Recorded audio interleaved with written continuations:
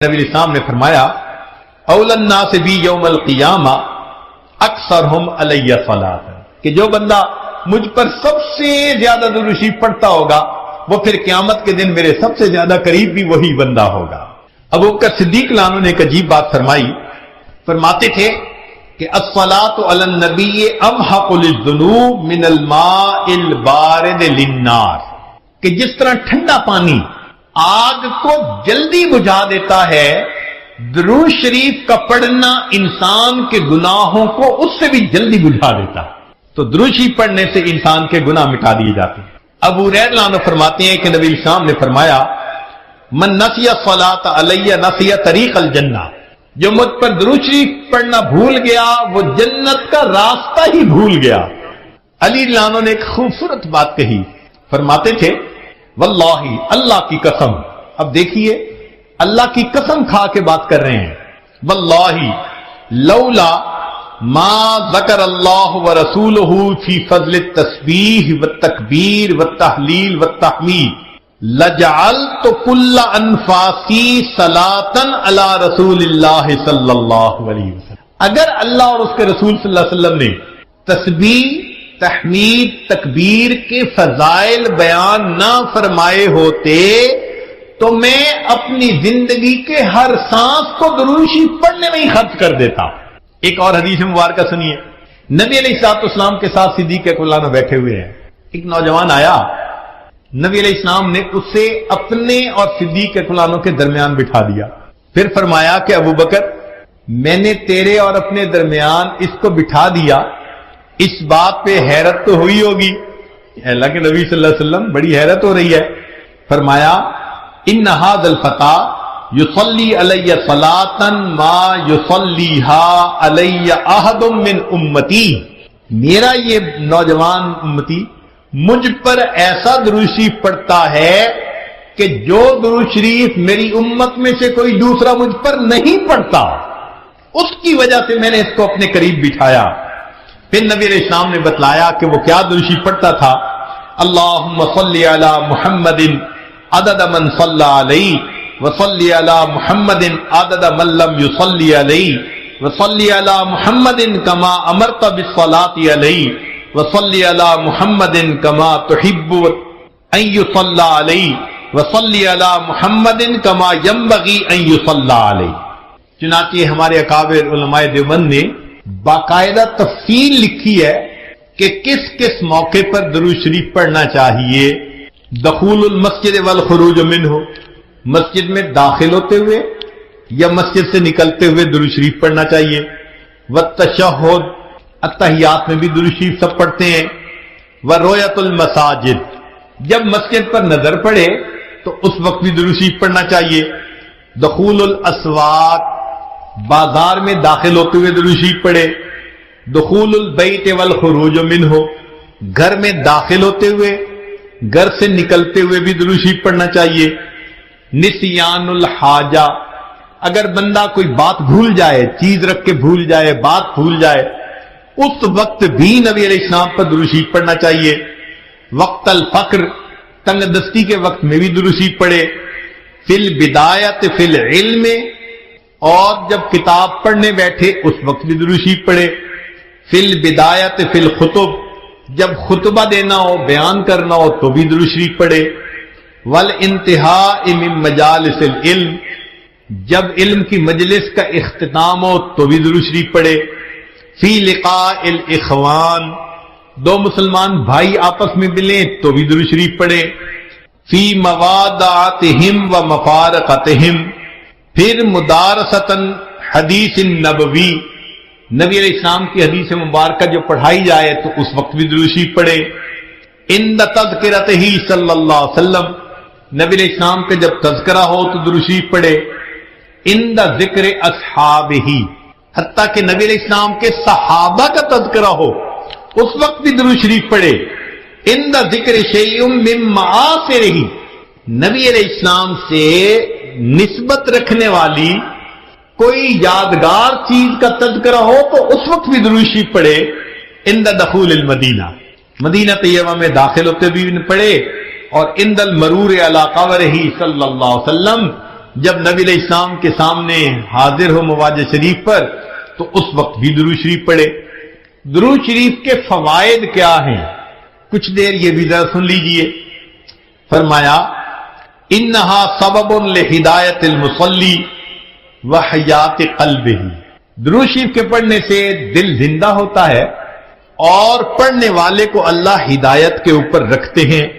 انہا سبب لزیادت محبت رسول اللہ صلی اللہ علیہ وسلم، درود شریف کے زیادہ پڑھنے سے نبی علیہ الصلوۃ والسلام کے ساتھ زیادہ محبت بڑھ جاتی ہے۔ انہا سبب لزیادت محبت العبد لرسول اللہ صلی اللہ علیہ وسلم، جو درود شریف زیادہ پڑھتا ہے اس بندے کی محبت نبی علیہ السلام کے قلب مبارک میں بھی زیادہ ہو جاتی ہے۔ انہا سبب قرب العبد من ربہ یوم القیامہ، درود شریف کا زیادہ پڑھنا قیامت کے دن اللہ رب العزت کے قرب کا سبب بنتا ہے۔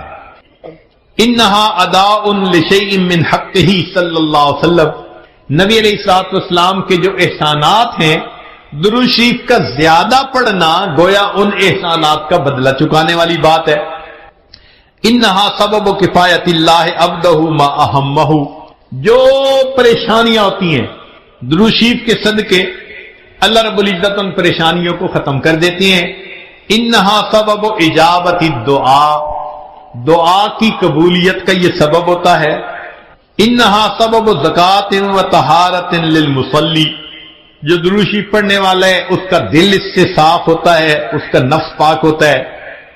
اور ایسے آدمی کو حدیث میں پاک میں فرمایا کہ جو درود شریف زیادہ پڑھتا ہے وہ بخیل نہیں ہوتا۔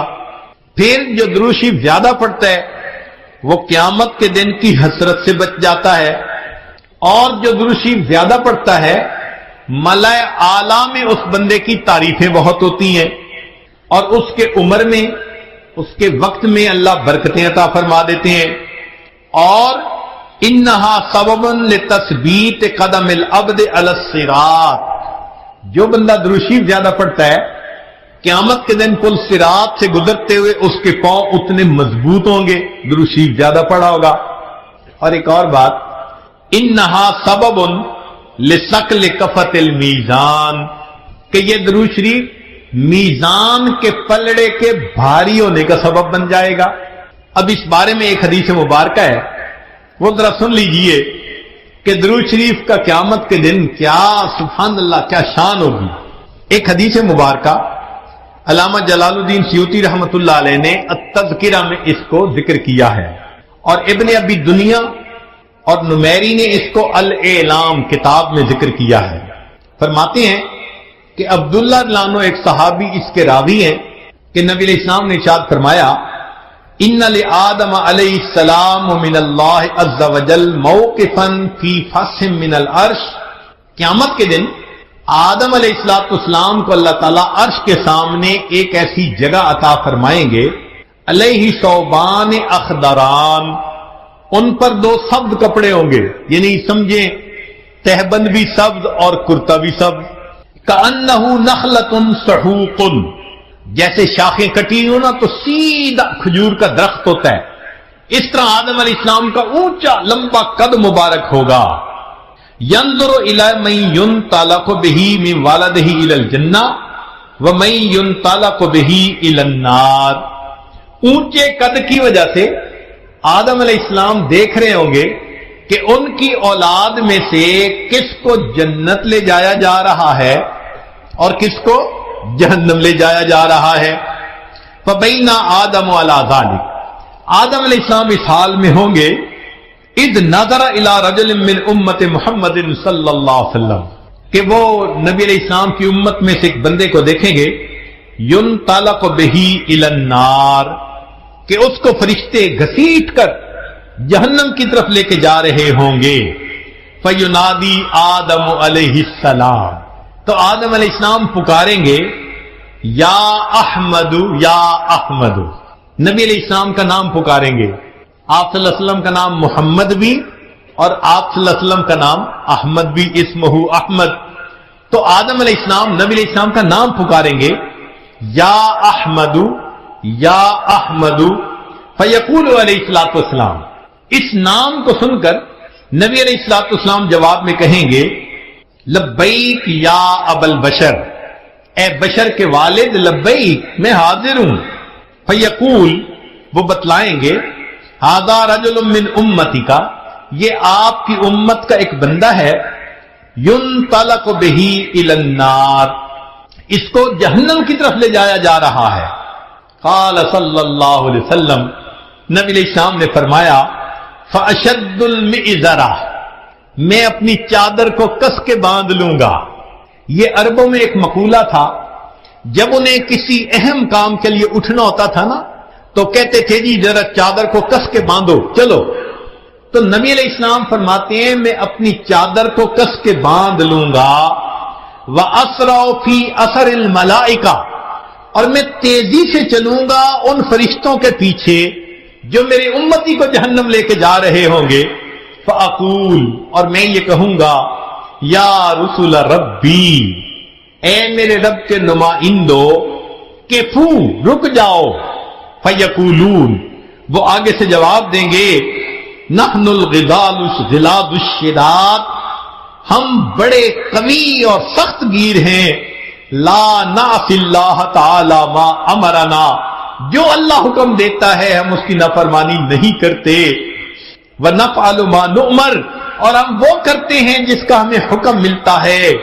فَإِذَا آیَسَ النَّبِيُّ صلی اللہ علیہ وسلم، جب اللہ کے نبی صلی اللہ علیہ وسلم ان سے مایوس ہو جائیں گے کہ میرے کہنے کے باوجود یہ فرشتے جا رہے ہیں لے کے جہنم کی طرف، رک نہیں رہے، تو نبی علیہ السلام فرماتے ہیں، قبض علی لحیتہ بیدہ الیسریٰ واستقبل العرش بوجہہ، نبی علیہ السلام اپنے بائیں ہاتھ سے اپنی ریش مبارک کو پکڑیں گے اور اپنے چہرے انور کو آسمان کی طرف کر کے دیکھیں گے، عرش کی طرف کر کے دیکھیں گے۔ عربوں میں یہ ایک طریقہ تھا کہ جب کسی سے معافی مانگنی ہوتی، منانا ہوتا، تو آج جی کا طریقہ تھا کہ داڑھی پہ ہاتھ رکھ کے بڑی لجاجت کے ساتھ اس کی طرف محبت سے دیکھتے تھے، فریاد کرتے تھے، بھئی ہم پہ رحم کھا لو۔ نبی علیہ السلام جب فرشتوں کو دیکھیں گے کہ وہ رک نہیں رہے، میری امتی کو لے کے جہنم میں جا رہے ہیں، آقا صلی اللہ علیہ وسلم فرماتے ہیں، میں اپنی بایاں ہاتھ اپنی ریش کے اوپر رکھوں گا اور میں آسمان عرش کی طرف اپنے چہرے انور کے ساتھ دیکھوں گا۔ پھر نبی علیہ السلام فیقول فرمائیں گے، یا ربی قد وعدتنی اللہ تخزینی فی امتی، اے اللہ آپ نے وعدہ نہیں فرمایا تھا میری امت کے معاملے میں آپ مجھے رسوا نہیں فرمائیں گے۔ فیاتی النداء من قبل العرش، عرش کے اوپر سے ایک آواز آئے گی، اطیعوا محمدا، او میرے فرشتوں محمد صلی اللہ علیہ وسلم کی اطاعت کرو، وردوا ھذا العبد الی المقام، اور اس بندے کو واپس جہاں سے لائے تھے میزان کے قریب وہیں جا کر چھوڑ کر آؤ۔ چنانچہ وہ فرشتے اس بندے کو وہاں جا کر چھوڑیں گے، فَيُخْرِجُ صلی اللہ علیہ وسلم، اب دوبارہ وزن شروع ہوگا، نبی علیہ السلام ایک چھوٹا سا کاغذ کا پرزہ، بطاقتن، کاغذ کا پرزہ نکالیں گے، بیضاء، سفید ہوگا، کل ان ملتے، جیسے انگلی کا پورا ہوتا ہے اس کے برابر ہوگا، فَيُلْقِيهَا فِي كَفَةِ الْمِيزَانِ الْيُمْنَى، اس کاغذ کے ٹکڑے کو نبی علیہ السلام نیکیوں کے پلڑے میں ڈال دیں گے، وَهُوَ يَقُولُ بسم اللہ، اور نبی علیہ السلام ڈالتے ہوئے بسم اللہ فرمائیں گے، فَتَرْجِعُ الْحَسَنَاتُ عَلَى السَّيِّئَاتِ، نیکیوں کا پلڑا بھاری ہو جائے گا، گناہوں کا پلڑا ہلکا ہو جائے گا، فَيُنَادِ الْمُنَادِي، ندا دے گا وہ ندا دینے والا، سوئدہ و سوئدہ جدہ، یہ بندہ اس کے اجداد سعید بن گئے، اس کی نیکیاں زیادہ ہو گئیں، وثقلت موازینہ، انطلقوا بہ الی الجنہ، اب اس کو جنت لے کر جاؤ، فیقول یا رسول ربی، جب جنت لے جانے لگیں گے تب وہ بندہ کہے گا، اے میرے رب کے نمائندوں فرشتوں، کیفو ذرا رک جاؤ، حتی اسأل ھذا العبد الکریم علی ربہ، حتیٰ کہ میں اس کریم بندے سے ذرا معلوم تو کر لوں. فیقول، پھر وہ یہ کہے گا، بے ابی انت و امی، آپ کے اوپر میرے ماں باپ قربان جائیں. ما احسن وجہ کا، آپ کا چہرہ کتنا خوبصورت ہے. وَأَحْسَنَ خَلْقُكَ، آپ کی پرسنالٹی، شخصیت کتنی پیاری ہے. من انتا، آپ کون ہیں. فقد عقلتنی اسرتی، آپ نے میرے گناہوں کو مٹا کے رکھ دیا. ورحمت عبرتی، میری لغزشوں کو کم کر دیا. فیقول علیہ الصلوۃ والسلام، نبی علیہ السلام جواب میں فرمائیں گے، انا نبیوں کا محمد، میں محمد صلی اللہ علیہ وسلم تیرا نبی ہوں. وہذہ صلاتک، اور یہ وہ درود شریف ہے التی کنت. آپ صلی اللہ علیہ وسلم مصطفیٰ بھی ہیں، مجتبیٰ بھی ہیں، طاہر بھی ہیں، مطہر بھی ہیں. آپ صلی اللہ علیہ وسلم بشیر بھی ہیں، نذیر بھی ہیں، طٰہٰ بھی ہیں، یاسین بھی ہیں، صادق الامین بھی ہیں، تو رحمت للعالمین بھی ہیں. وما ارسلناک الا رحمت للعالمین. چنانچہ آپ کی صحبت مبارکہ میں ابو بکر آئے تو صدیق بن گئے، عمر آئے تو فاروق بن گئے، عثمان غنی آئے تو ذی النورین بن گئے، علی المرتضیٰ آئے تو باب العلم بن گئے، سلمان رضی اللہ عنہ آئے تو اہل بیت میں سے بن گئے، ابو ذر رضی اللہ عنہ آئے تو فقراء کے تاجدار بن گئے، حمزہ رضی اللہ عنہ آئے تو سید الشہداء بن گئے، ابو ہریرہ رضی اللہ عنہ آئے تو حافظ الحدیث بن گئے، ابن مسعود رضی اللہ عنہ آئے تو فقیہ امت بن گئے، ابن عمر رضی اللہ عنہ آئے تو امام المحدثین بنے، ابن عباس رضی اللہ عنہ آئے تو امام المفسرین بنے، حنظلہ رضی اللہ عنہ آئے تو غسیل الملائکہ بنے، بلال رضی اللہ عنہ آئے تو مؤذن بنے. جس نے نماز پڑھتے دیکھا وہ نمازی بنا، جس نے نبی علیہ الصلوۃ والسلام کی مبارک معیت میں بیت اللہ کو دیکھا وہ حاجی بنا، جس نے چہرہ انور کو دیکھا وہ صحابی بنا. خود نہ تھے جو راہ پر اوروں کے ہادی بن گئے، وہ کیا نظر تھی جس نے مردوں کو مسیحا کر دیا. چنانچہ اللہ کے حبیب صلی اللہ علیہ وسلم کی تعلیمات ایسی ہیں کہ آپ صلی اللہ علیہ وسلم کی رحمت سے ہر کسی کو فائدہ ملا، ساری مخلوق کو فائدہ ملا. انسانوں کو تو ملا، انسانوں کے ساتھ جنوں کو اور انسانوں کے ساتھ جانوروں کو، حتیٰ کہ ملائکہ کو بھی ملا. چنانچہ حدیث پاک میں ہے کہ نبی علیہ السلام نے ایک مرتبہ پوچھا، جبرائیل کیا آپ کو میری رحمت للعالمین سے حصہ ملا؟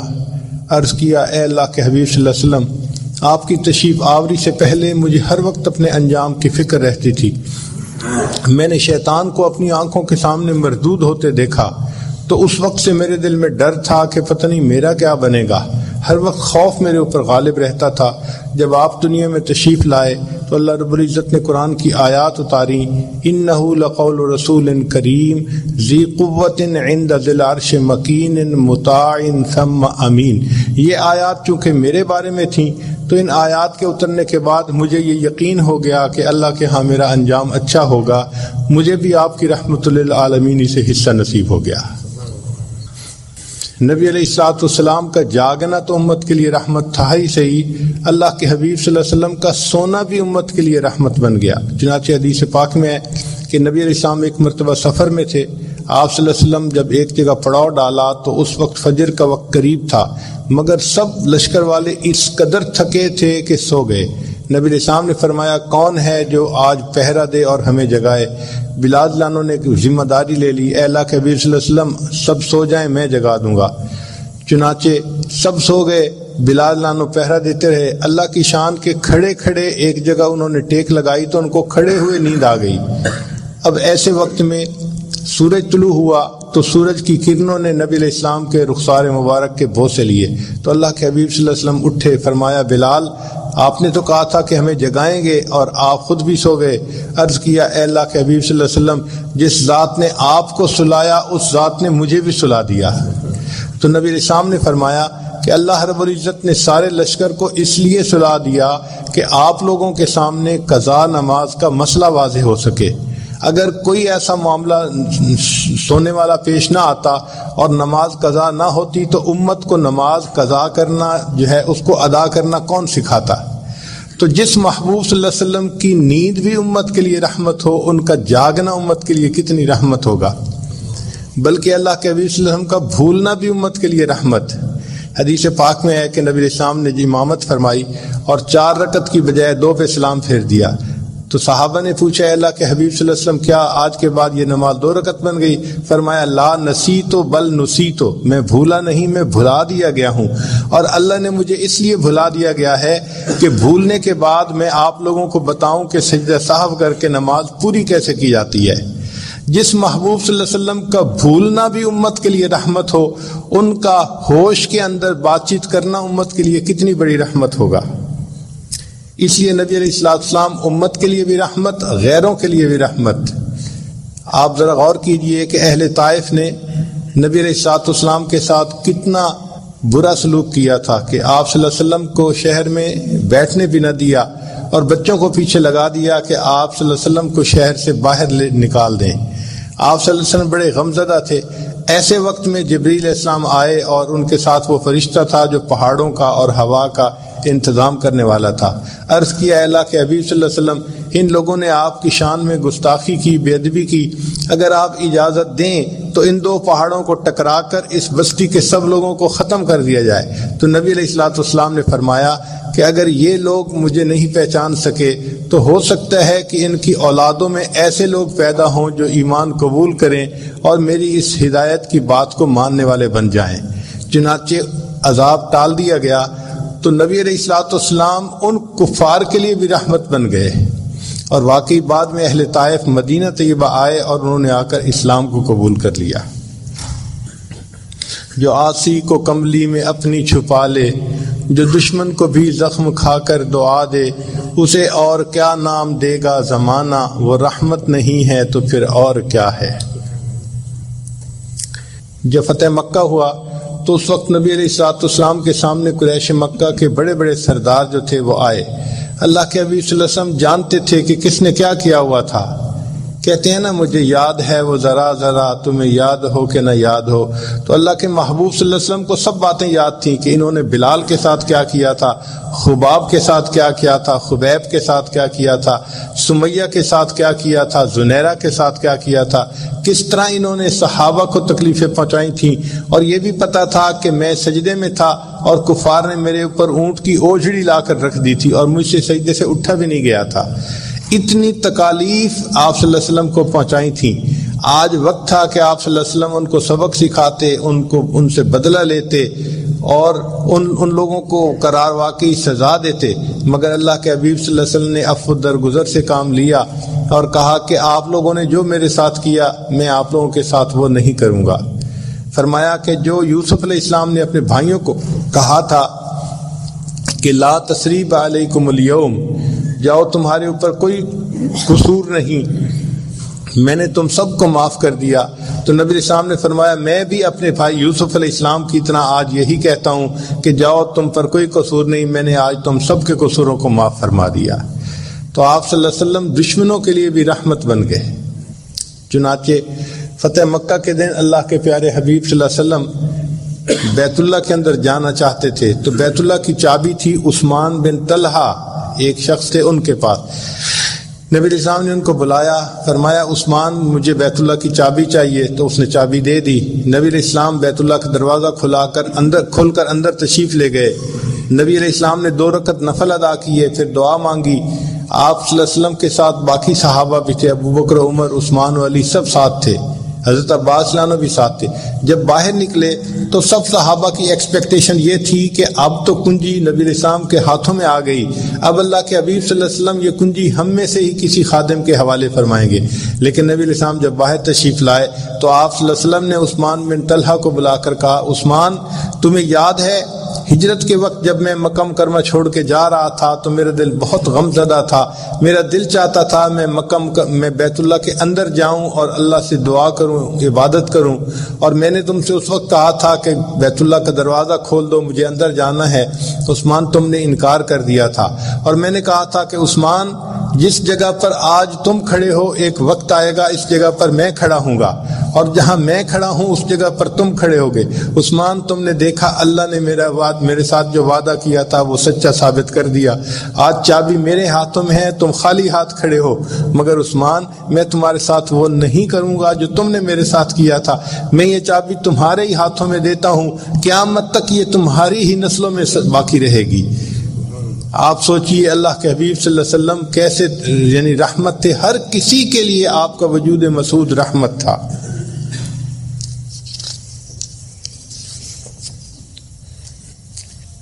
آپ صلی اللہ علیہ وسلم جنوں کے لیے بھی رحمت بن گئے، چنانچہ جنوں نے بھی نبی علیہ السلام کی خدمت میں حاضر ہو کر کلمہ پڑھا۔ اس کا تذکرہ قرآن مجید میں بھی ہے کہ جن آئے اور کہنے لگے انصتوا انا سمعنا منادیا ینادی للایمان ان آمنوا بربکم فآمنا۔ نبی علیہ السلام نے فرمایا کہ جو ہڈیاں وغیرہ پڑی ہوتی ہیں تم ان کے ساتھ نجاست مت لگایا کرو، اس لیے کہ یہ جنوں کی خوراک ہوتی ہے۔ تو دیکھو کہ آپ صلی اللہ علیہ وسلم کی تعلیمات سے جنوں کو بھی فائدہ پہنچ رہا ہے، یعنی دوسرے لفظوں میں نبی علیہ السلام کی رحمت للعالمین سے ان کو بھی حصہ مل رہا ہے۔ جانوروں کے لیے رحمت بن گئے۔ قریش مکہ کے زمانے میں کھڑے جانور کو جسم کے کسی حصے کا گوشت کاٹ کے پکایا جاتا تھا، اور جانور کو کیا تکلیف ہوئی اس کا کوئی خیال نہیں رکھا جاتا تھا۔ نبی علیہ السلام تشریف لائے تو اللہ کے حبیب صلی اللہ علیہ وسلم نے بتلایا کہ جانور کو اس طرح نہیں تکلیف دینی چاہیے، ہاں اگر اللہ کے نام پہ ذبح کرنا ہو وہ تو اور بات ہے۔ چنانچہ آپ صلی اللہ علیہ وسلم نے فرمایا کہ جانور کو تم اگر اپنے گھر میں پالو تو اس کو تم ضرورت کے مطابق کھلاؤ اور پلاؤ اور اس کا خیال رکھو، اور یہ بھی فرمایا کہ اگر اونٹ وغیرہ ہے تو کھڑی حالت میں اس کے اوپر مت بیٹھ جاؤ، اس کو کرسی کے طور پہ استعمال نہ کرو، اگر اوپر بیٹھنا ہے تو تم اب سفر کرو۔ تو اللہ کے حبیب صلی اللہ علیہ وسلم نے جانوروں کے بھی حقوق آ کر سمجھائے، تو جانوروں کو بھی محبوب کی رحمت للعالمین سے حصہ مل گیا۔ چنانچہ اللہ تعالیٰ فرماتے ہیں وما ارسلناک الا رحمت للعالمین۔ نباتات کو بھی حصہ ملا۔ نبی السلام نے فرمایا کہ بلا وجہ کسی درخت کے پتے کاٹنا یا شاخ کاٹنا یہ اچھا نہیں، اور یہ بھی فرمایا کہ بھئی اگر تم درخت لگا سکتے ہو تو تمہیں اس درخت کے لگانے کے بدلے اللہ تعالیٰ کی طرف سے اجر اور ثواب ملے گا۔ تو دیکھیے کہ درختوں کو لگانے کا حکم دیا اور کاٹنے سے منع فرمایا، بلا ضرورت جو کاٹ دیا جاتا ہے۔ تو گویا درختوں کو بھی نبی علیہ السلام کی تعلیمات سے پروٹیکشن مل گئی، یعنی ان کو بھی نبی علیہ السلام کی رحمت للعالمین سے حصہ ملا۔ فرمایا وما ارسلناک الا رحمت للعالمین۔ اگر ہم انسانوں کو دیکھیں تو معاشرے کے ہر فرد کو نبی علیہ السلام کی رحمت للعالمین سے حصہ ملا۔ فرض کرو گھر کے اندر ماں کا ایک درجہ ہوتا ہے، تو نبی علیہ السلام نے فرمایا کہ الجنت تحت اقدام امہاتکم، جنت تمہارے لیے ماں کے قدموں کے نیچے ہے۔ ماں کی یہ عظمت نبی علیہ السلام نے آ کر بتائی، اس سے پہلے دنیا عظمت نہیں جانتی تھی، بلکہ زمانے جاہلیت میں کفار کا تو یہ حال تھا کہ باپ فوت ہوتا تھا تو ماں باقی مال کی وراثت کی طرح بچوں میں تقسیم ہوتی تھی، تو بچے اپنی ماں سے خود نکاح کر لیا کرتے تھے۔ آپ ذرا غور کیجئے کہ اس وقت ماں کا کیا حال تھا۔ نبی علیہ السلام نے آ کر ماں کی شان کتنی سمجھائی اور بتائی کہ بھئی تم اس کی خدمت کرو گے تو تمہیں اپنے اللہ رب العزت کی رضا نصیب ہوگی۔ تو ماں کو بھی نبی علیہ السلام کی رحمت للعالمین سے حصہ ملا، پھر والد کو بھی حصہ ملا۔ اس لیے نبی علیہ السلام نے فرمایا جس شخص نے اپنے والد کے چہرے پر محبت کی ایک نظر ڈالی، اس کے بدلے اللہ تعالیٰ اس کو ایک حج یا ایک عمرے کا ثواب عطا فرمائیں گے۔ دنیا باپ کا مقام نہیں جانتی تھی، یہ مقام کس نے آ کر دنیا کو بتایا؟ اللہ کے محبوب صلی اللہ علیہ وسلم نے بتایا۔ چنانچہ فرمایا کہ تمہارے والد کی رضا میں تمہاری رضا اللہ کی رضا ہے، اور والد کی ناراضگی میں تمہارے رب کی ناراضگی ہے۔ پھر اللہ کے حبیب صلی اللہ علیہ وسلم کی رحمت للعالمین سے گھر کے باقی افراد کو بھی حصہ ملا۔ مثال کے طور پر اولاد کو بھی حصہ ملا۔ نبی علیہ السلام نے فرمایا کہ جب باپ اپنے بچے کو محبت سے بوسہ دیتا ہے تو ریح الولد میں ریح الجنہ، یہ جو بچے کی مہک وہ سونگتا ہے، اللہ تعالیٰ اس کے بدلے اس کو جنت کی مہک سونگنے کی توفیق عطا فرمائیں گے۔ تو اولاد کو بھی نبی علیہ السلام کی رحمت للعالمین سے حصہ مل رہا ہے۔ بیٹی کو بھی حصہ ملا، بیٹے کو بھی حصہ ملا۔ چنانچہ نبی علیہ السلام کی خدمت میں ایک صحابی حاضر ہوئے، انہوں نے ایک چھوٹی سی بچی کو اٹھایا ہوا تھا، اس کو پیار کر رہے تھے مگر آنکھوں میں آنسو تھے۔ نبی علیہ السلام نے پوچھا کہ کیا معاملہ ہے کہ تم اس بچی کو پیار بھی کر رہے ہو اور تم رو بھی رہے ہو؟ اے اللہ کے حبیب صلی اللہ علیہ وسلم، زمانے جاہلیت میں نے بہت بڑا گناہ کر لیا کہ مجھے گھر میں بیٹی کا پیدا ہونا بہت ناپسند تھا۔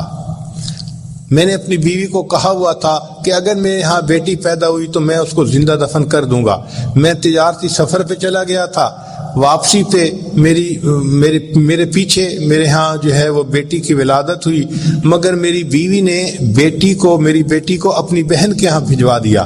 جب میں واپس آیا تو مجھے اس نے کہا